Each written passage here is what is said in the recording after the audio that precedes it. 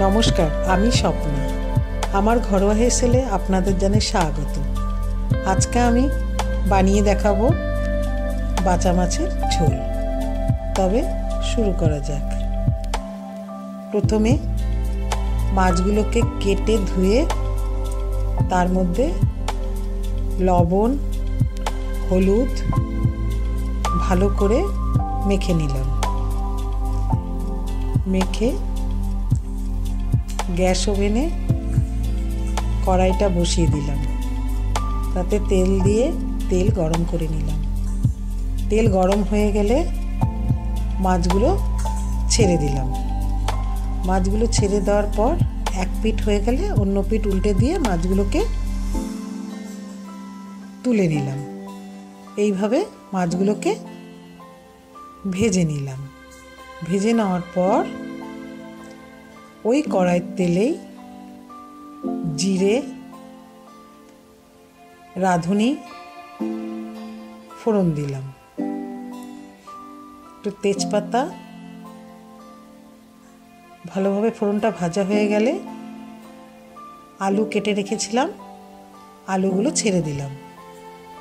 আলুগুলো ভালো করে ভেজে নিলাম। এইবার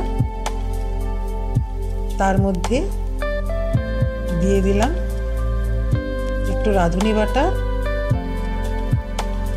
একটু হলুদের গুঁড়ো, একটু লঙ্কার গুঁড়ো,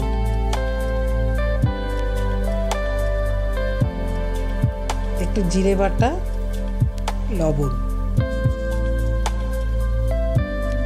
দিয়ে মশলাটাকে ভালো করে কষিয়ে নিলাম।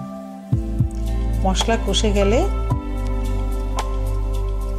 ওই মধ্যে জল ঢেলে দিলাম।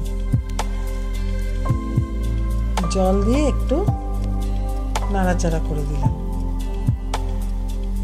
ঝোল ফুটে উঠলে আবার একটু ঝোলটাকে নেড়ে দিয়ে ওর মধ্যে মাছগুলো এক এক করে ছেড়ে দিলাম।